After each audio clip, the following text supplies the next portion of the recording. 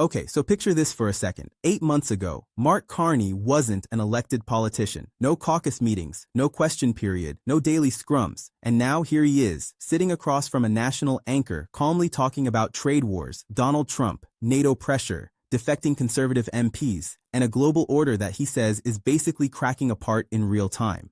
That alone should tell you how strange this moment is. Because this isn't a career politician reflecting on another year in office. This is a former central banker who walked straight into the most volatile political environment Canada has seen in years, and somehow ended up running the country while the ground is shifting under everyone's feet. Prime Minister, thank you so much for taking time with us. Thanks for having me, Donna. This time last year, you weren't in politics. Fast forward to today, and you're at the very heart of it. What have you learned in the last 8 months, and what has surprised you the most about being Prime Minister?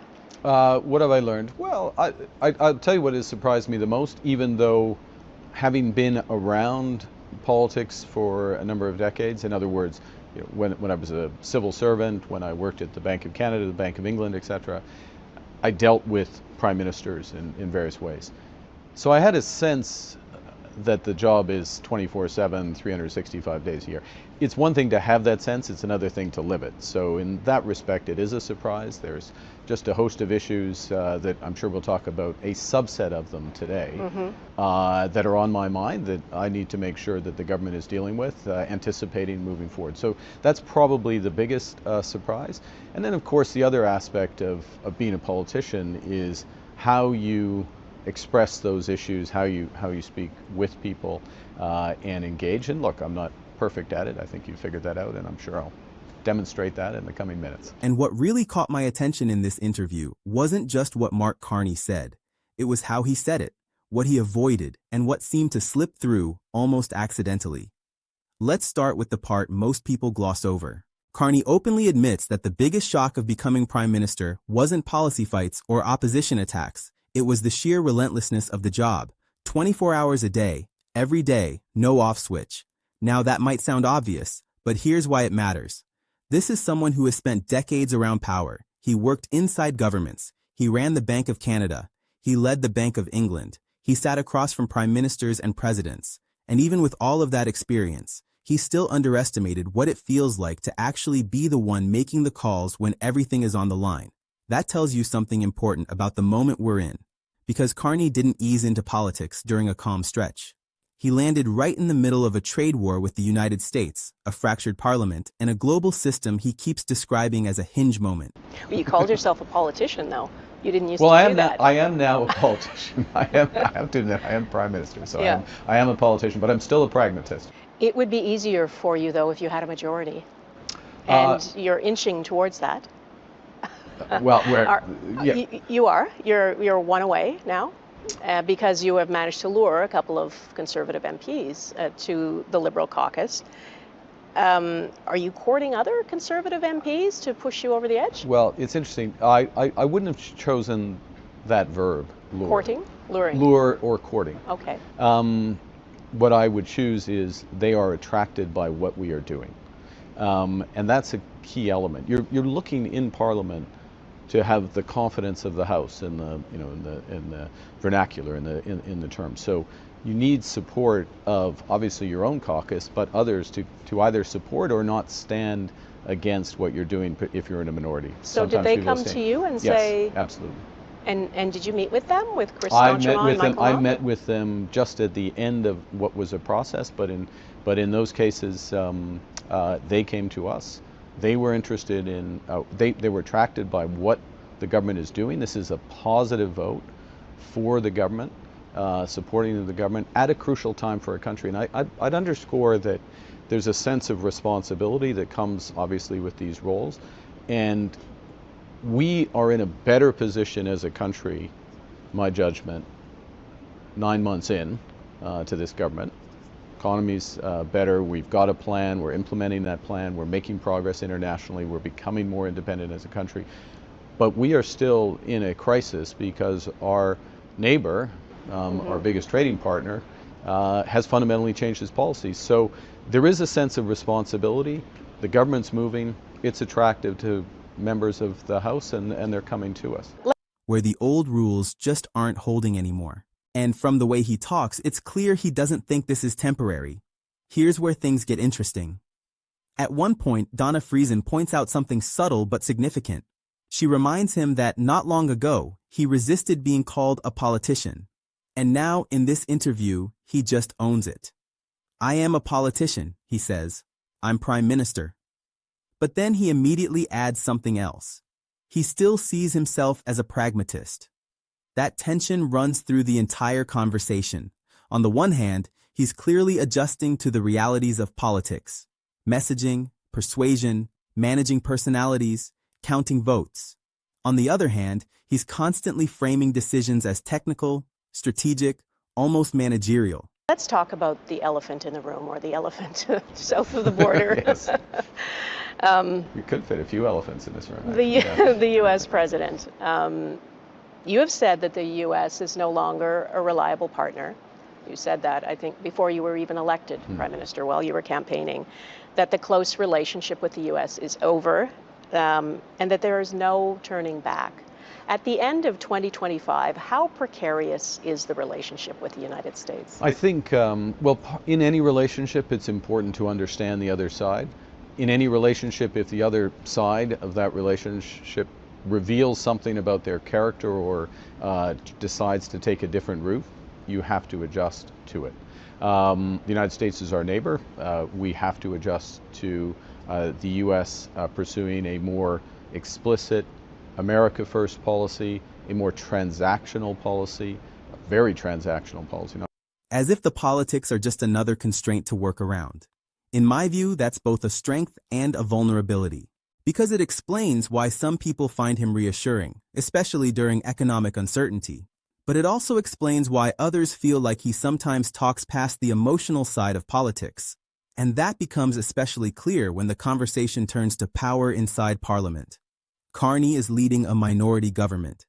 And yet, he's now just one seat away from a majority. Not because of an election, but because two Conservative MPs crossed the floor and joined the Liberals. Donna Friesen uses the word lured. Carney pushes back. He doesn't like that framing at all. Instead, he says they were attracted by what the government is doing.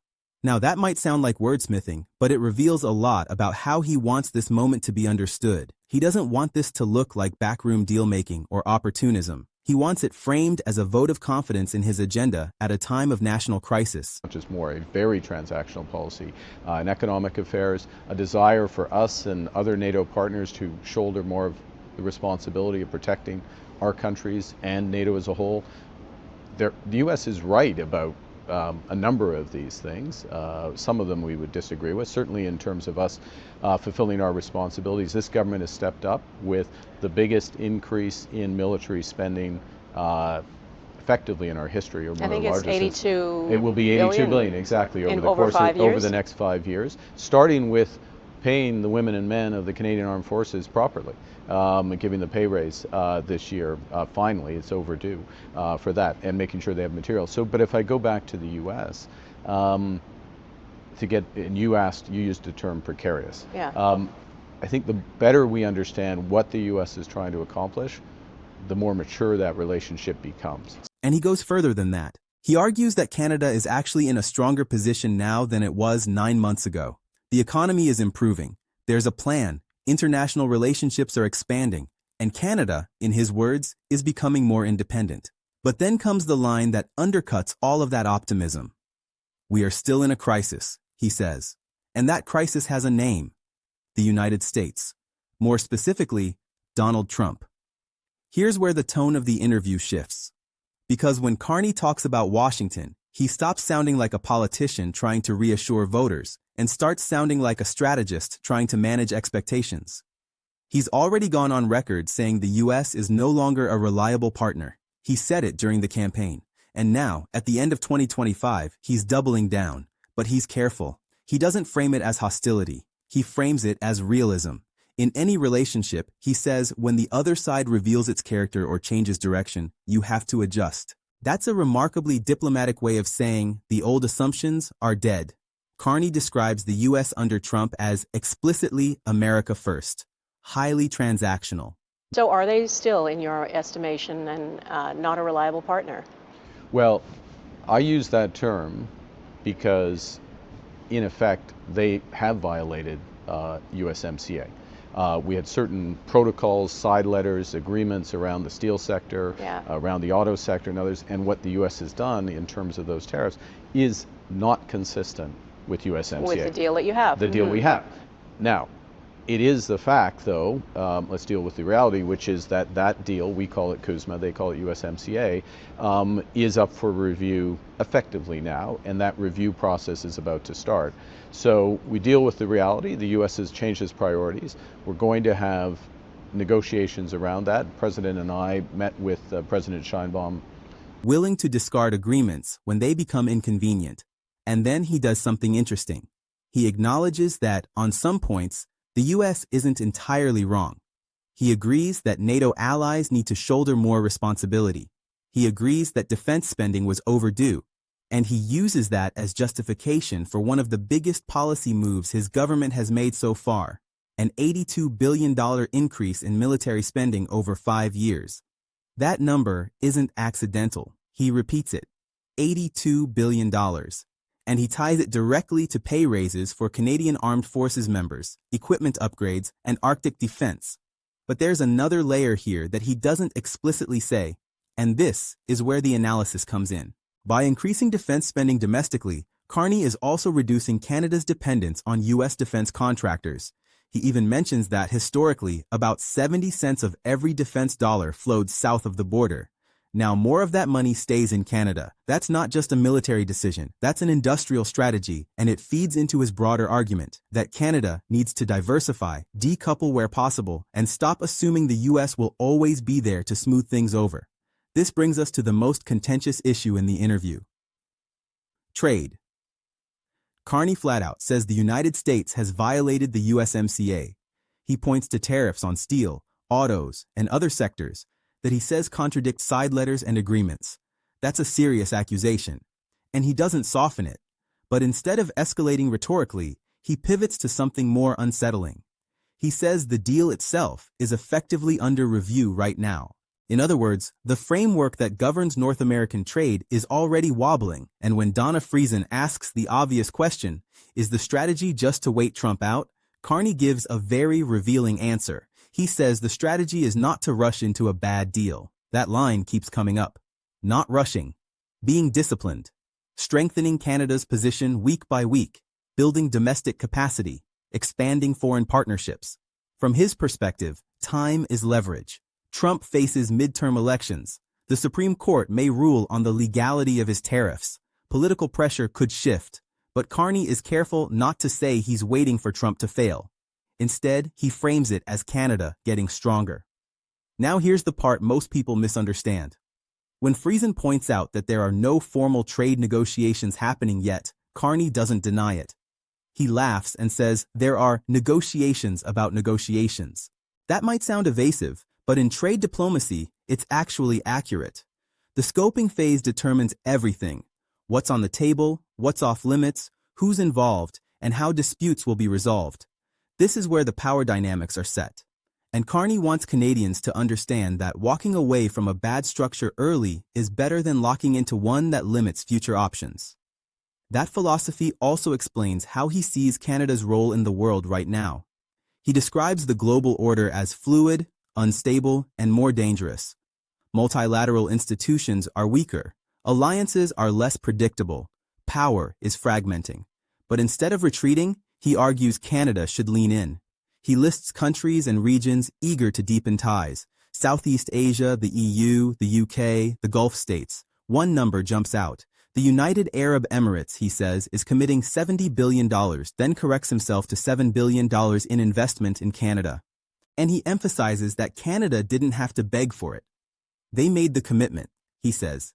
That distinction matters to him, because his core argument is that Canada has leverage precisely because of its stability, resources, and values. He repeats that phrase, "We have what the world wants." Now, whether you agree with that or not, it's central to how Carney sees Canada's future, not as a superpower, not as a passive middle power, but as a connector, someone who can bring coalitions together issue by issue. That's why he highlights Canada's role in the coalition supporting Ukraine. The United States isn't part of that coalition. Canada is, along with major European countries, the UK, and Australia. From Carney's perspective, that's the model going forward. Flexible alliances built around shared goals, not rigid blocks. And again, this is where his background shows. This is a central banker's view of geopolitics. Risk management, diversification, redundancy. You don't put all your trust in one partner anymore. You spread it out, you build buffers, you prepare for shocks. By the end of the interview, what you're left with isn't a fiery political pitch or a grand ideological vision.